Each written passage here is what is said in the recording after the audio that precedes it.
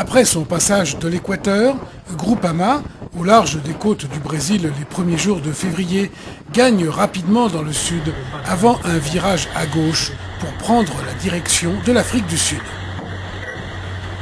L'avance sur Orange 2 de Bruno Perron est alors d'environ 500 000. Après avoir aligné une journée à 680 000 avec des vitesses de 32 nœuds, l'avance sur le record passe à plus de 600 000. Pour l'équipage, c'est l'heure de se préparer au changement de régime qui l'attend. L'océan Indien n'est pas loin et le grand trimaran et son équipage devront bientôt affronter des mers qui, si elles sont très belles, n'en demeurent pas moins dangereuses. Il est donc temps de profiter des dernières heures chaudes pour faire sécher le linge. On voit qu'il y a 2-3 habits sur les bords, qu'est-ce que c'est? Les habits, on profite encore du dernier rayon de soleil, les températures un peu clémentes pour faire sécher ce qu'on peut, parce qu'après c'est terminé pendant au moins 25 jours. Et là, écoute, nous faisons un petit apéro après une semaine de navigation, avant d'entamer les mers du Sud. Montrez un peu ce qu'il y a à l'apéro. Vas-y, bascule là, oh là, vas-y. Gruyère, du vrai de chez nous, des diablerets. De chez nous, nous. Chez nous, moi, hein. Moi, Chez nous, toi, ouais. Bien de sécher, De chez qui? du vrai producteur direct. De chez nous, Du de Valais. chez nous. De chez moi. Encore? Et ben ça, pas de chez moi, suédois. D'accord. Léger, qui voulait pas plus de poids, pas de pain, qui dure longtemps. Et vas-y, vas-y. C'est quand même top, hein. Avec, avec, Ah, et ça alors, c'est quoi? c'est le Château Cheval Blanc, premier grand cru classé, Saint-Émilion, 4, 2, 4. Ah bah alors ça, Année 2000.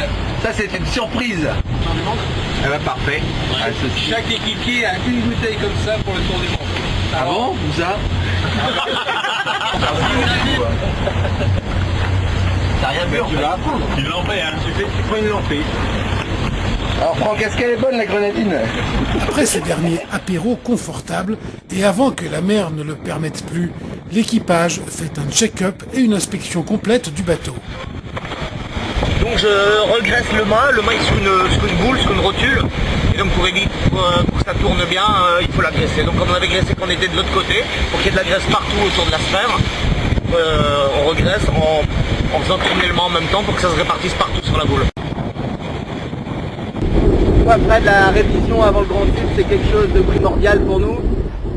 Bah pour nous, pour le bateau essentiellement, mais c'est vrai que si on le fait pas maintenant où la mer est à peu près plate là, en sortie de l'anticyclone, là dans quelques heures on va se retrouver dans de la mer forcissante, dans du vent plus fort, dans des conditions beaucoup plus dures, et ça permettra plus de monter quelqu'un en haut en toute sécurité.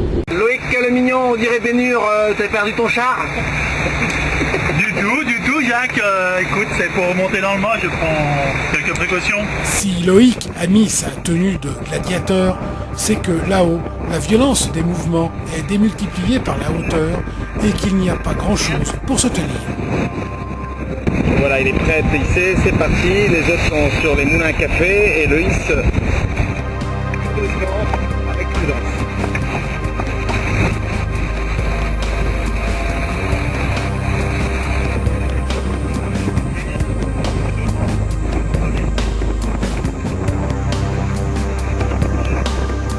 Donc dernière vérification sur les chariots de mât et le rail forcément. De descendre à nouveau. On va aller lui demander s'il y a quelque chose de particulier. Dis-moi Loïc, rien de particulier que tu as pu noter? Non, Jaco, c'est bon, le mât est bien pour l'instant, il n'y a pas de fissure. Bon, ça craque beaucoup parce que tout est en tension, mais par rapport à quand je fais au port, il n'y a pas de souci là-haut. C'est vers le deuxième temps de référence que navigue maintenant Groupama. Celui-ci se situe au passage du cap des Aiguilles, au sud du cap de Bonne-Espérance, pointe la plus sud de l'Afrique. Bon, c'était les premières impressions du début du Grand Sud. Plein d'oiseaux, un peu de brume, un peu plus froid, les silets. Voilà, la dérive est complètement haute. Le sol sous le vent est à bloc. Et ça marche dur, hein, je peux vous dire. On croit qu'on est à l'approche du Cap Bonne-Espérance, on est dans les temps? Bah écoute, on est très proche effectivement des temps de Orange entre l'Équateur et le Cap de Bonne-Espérance. Orange qui avait fait un temps vraiment exceptionnel sur ce parcours, donc on est très content de s'y approcher, peut-être le battre. On va voir dans quelques heures au moment du passage de la ligne. Donc ce qui prouve encore que Groupama 3 va bien. Il est mené, je trouve, rapidement. Ça demande beaucoup de travail parce qu'on a une météo qui nous a pas facilité la tâche. On a beaucoup empané les 3 derniers jours pour rester dans la veine de vent idéale. Et donc on a rallongé notre route, on a aussi beaucoup manœuvré. Et voilà. Et bon, le fruit de notre travail, c'est qu'on est encore vraiment dans le rythme du record. Et on entre sereinement dans les mers du Sud, même si la météo n'est pas évidente aujourd'hui. Ouais, il y a de l'impact. Nouveau record pour Groupama le mercredi 6 février 2008. 13 jours, 8 heures et 47 minutes. Nouveau record qui, par contre, voit diminuer à environ 300 000 l'avance que possède le Grand Trimaran sur Orange 2. Les vitesses sont très élevées, au-dessus de 35 nœuds, avec des pointes jusqu'à 39. Franck demande de reborder l'écoute de Génère. Cette première partie du trajet a été très contrastée pour Groupama, qui a aligné de très belles journées, mais hélas, n'a pas bénéficié d'une météo lui permettant de faire une route plus directe. Seule ombre au tableau, une cloison centrale du bras arrière qui s'est décollée 8 jours auparavant.